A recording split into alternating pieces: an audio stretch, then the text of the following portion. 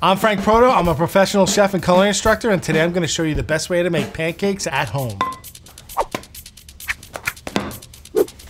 Frank style. I'll be going over the techniques to make light, fluffy, and airy pancakes so you'll never have to eat flat, floppy, lifeless pancakes again. This is Pancakes 101.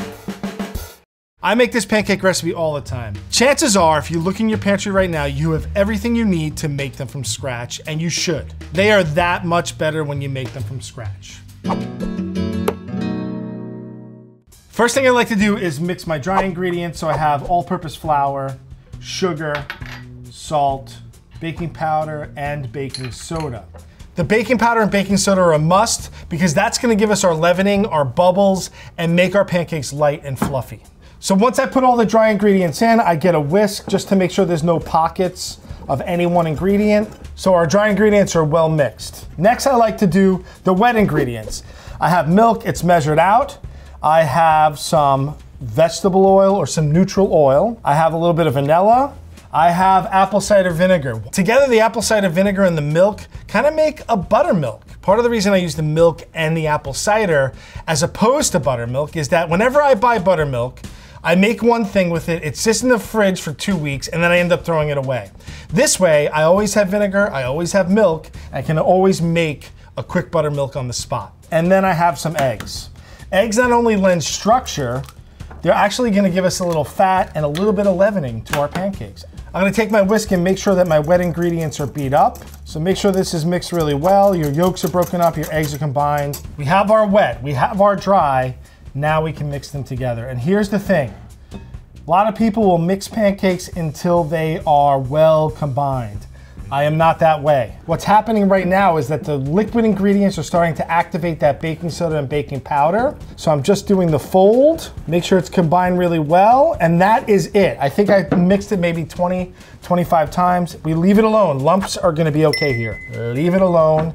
This is the last time we are mixing this. Do not mix it anymore. I like for my batter to be on the thicker side so that we get nice big bubbles and my pancakes are nice and tall.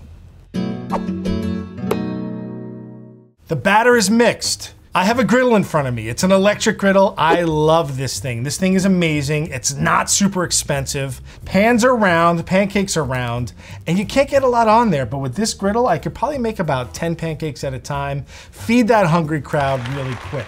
Couple of things you can use if you don't have a griddle. You can buy a cast iron griddle that goes on the stove.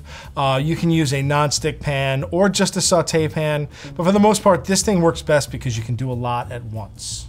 I want to talk about the fat that I use to cook my pancakes. I'll probably get a lot of hate for this, but I'm going to say it anyway. I like to use whipped salted butter. This will give a little saltiness and crispiness to my finished pancake.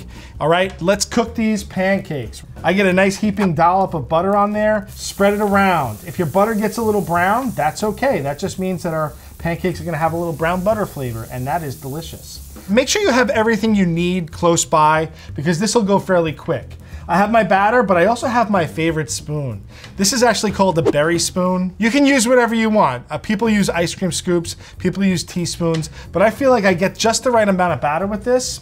And what I'm gonna do is I'm gonna scoop my batter, try not to disturb the rest of the batter, get it onto my griddle. I'm not too worried about circles. Everyone wants perfect circles, I don't. I also want my pancakes to be a certain size, and this berry spoon gives me the perfect size.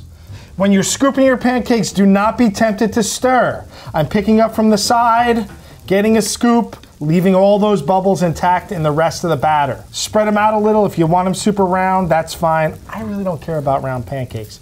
Don't stir, put your pancake batter aside. Don't stir, don't stir. I have a lot of butter on my griddle, and that's what I want. I want my pancakes to almost fry around the edges. I want that edge to be crispy and delicious and soak up as much butter as possible. I like to use a plastic spatula for this. Don't use metal for this. You're gonna get scrapes and it's not gonna be non-stick anymore. There is a temptation to turn your pancakes too quickly. Stop, relax, cleansing breath. I'm watching for the bubbles on top to start popping through. You can see there's a bubble about to pop there. There's a bubble that popped there. I want my bubbles to pop up through the pancake and the pancake to be set before I start to flip. I think they're ready to go.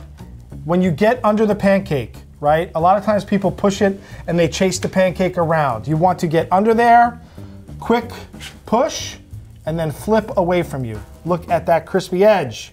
Quick push, flip away.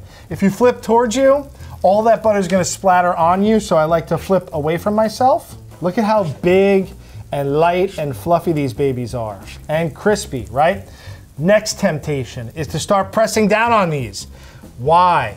What are you doing when you do that? You are pushing all the bubbles out. Do not push on your pancakes. Flip them, let them be. The only thing I will do is this. Sometimes I'll move them around a little just to soak up some of that butter. A lot of times the first pancake or the first crepe is the fail.